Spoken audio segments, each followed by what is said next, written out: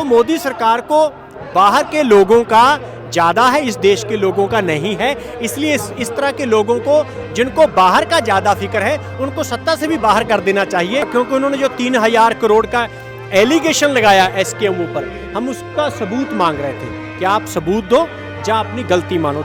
आज हम यूनिटी कर ले, कल को फिर कोई झूठा एलिगेशन लगा दे, कल को फिर को लाल किले चला जाए, किसी और रूट चला जाए और धर्म की रंगत देने की कोशिश करें आंदोलन को कि 2022 में आपकी आय डबल कर देंगे। 2024 आ गया, आय तो डबल हुई नहीं। इन्होंने कहा स्वामीनाथन को उन्होंने भारत रत्न दे दिया, लेकिन स्वामीनाथन की रिपोर्ट वो लागू नहीं कर रहे।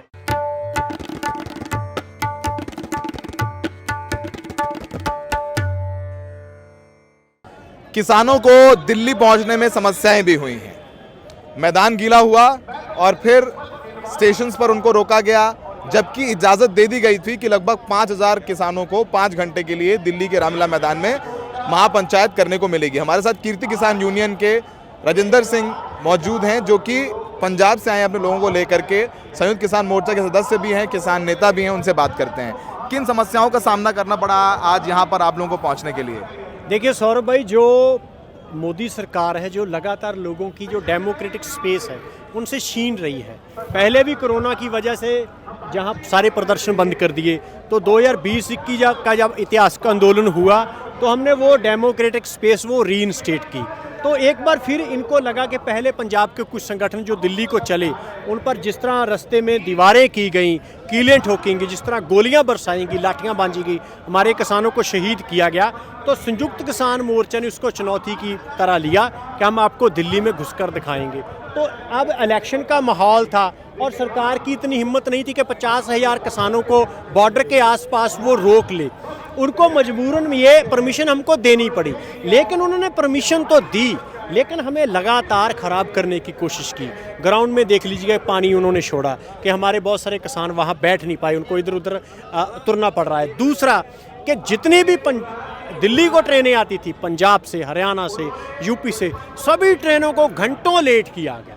हमारे किसान जिन्होंने रात 12 बजे, 3 बजे या सुबह 3 बजे पहुंचना था, गुरुद्वारा साहब में रुकना था, वहां से नहा धोकर खाना खा आना था, वो भूखे प्यासे बिना नहाए यहाँ पर सीधे रेलवे स्टेशनों से आए हैं। और जिस तरह जितने लोग पहले घुस गए, कोई बसेस से आया, कोई प्राइवेट व्हीकल से आया, दिल्ली पुलिस ने उनके साथ काफ़ी बदतमीजी की कि आप यहाँ नहीं रुक सकते, यहाँ नहीं रुक सकते, 11 बजे से पहले दिल्ली नहीं घुस सकते। ये सारा कुछ हुआ, लेकिन मोदी सरकार की और दिल्ली पुलिस की इन सभी जो उन्होंने बाधाएं डाली, उसके बावजूद हम सफल किसान महापंचायत करने में यहाँ सफल रहे हैं।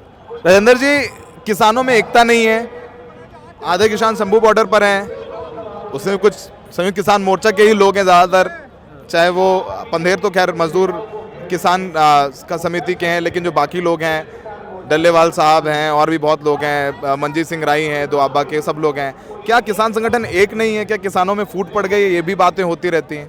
देखिए, ये नेशनल मीडिया, नेशनल लेवल पर ये बात क्लियर करनी बहुत ज़रूरी है। जब हम दिल्ली मोर्चा जीते तो पंजाब में जाकर बहुत सारे संगठन चुनाव में चले गए, जिसमें राज्यपाल साहब कहते और काफ़ी संगठन थे। तो एसकेएम ने कुछ नॉर्म बनाए, एक तो कि आगे से कोई इलेक्शन में नहीं जाए, दूसरा कि जो किसान आंदोलन होगा वो सेकुलर होगा, डेमोक्रेटिक होगा और एंटी कॉर्पोरेट, एंटी सेंटर होगा। और राज्यपाल साहब ने ये शर्त मान ली कि आगे से वो इलेक्शन में नहीं जाएंगे। वो वापस आ गए, 3 कमेटियां बनाई, एक कमेटी ने उनसे बात की, दूसरी कमेटी ने डल्लेवाल साहब से बात की, लेकिन उन्होंने हमारे साथ यूनिटी करने से इनकार कर दिया, क्योंकि उन्होंने जो 3000 करोड़ का एलिगेशन लगाया एसकेएम ऊपर, हम उसका सबूत मांग रहे थे कि आप सबूत दो या अपनी गलती मानो। तीसरा जो धड़ा है वो पन्नू पंदेर का धड़ा है, वो दिल्ली मूवमेंट वेले लोगों को लाल किले पर लेके गए, जिसे हम सरकारी साजिश मानती थी। उसने हमारे आंदोलन को एक बार बुरी तरह से नुकसान पहुंचा दिया था। बड़ी मुश्किल से हमने आंदोलन दोबारा खड़ा किया है। उनके साथ ये शर्त है कि आप उस लाल किला वाली घटना की गलती मानो। अगर आप गलती मानोगे तब आपको एसकेएम में लिया जाएगा, लेकिन वो पहले भी एसकेएम का पार्ट नहीं था। अगर आप आना चाहते हो तो वो गलती आपको माननी पड़ेगी।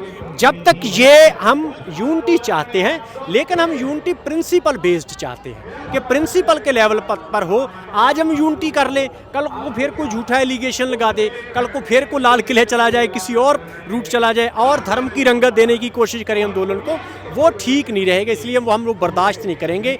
लेकिन वो जो अब उनको दो संगठन चले, जिस तरह का उनके साथ व्यवहार हुआ, वो हम उसका हम विरोध करते हैं कि डेमोक्रेटिक राइट सभी का है, लेकिन एमएसपी पर कानून बने, इसके लिए एक व्यापक मूवमेंट की ज़रूरत है।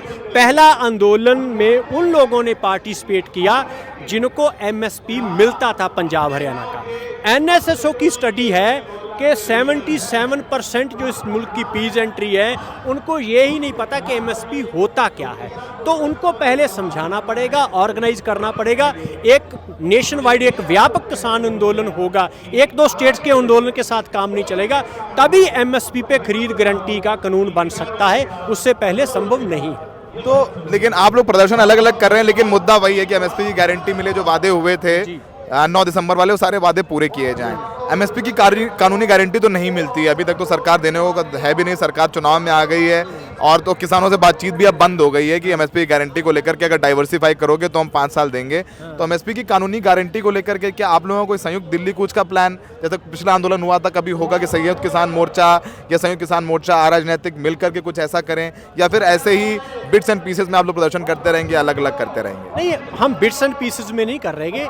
एसकेएम लगातार आंदोलन में है। हमने 26 नवंबर को पूरे 3 दिन के लिए पूरे स्टेट्स में कैपिटल पर मोर्चा लगाए। 26 जनवरी को 500 डिस्ट्रिक्ट में through out India tractor march किए और 16 फरवरी को भारत बंद किया। हम चाहते हैं कि इस मुल्क में लोगों को इकट्ठा किया जाए।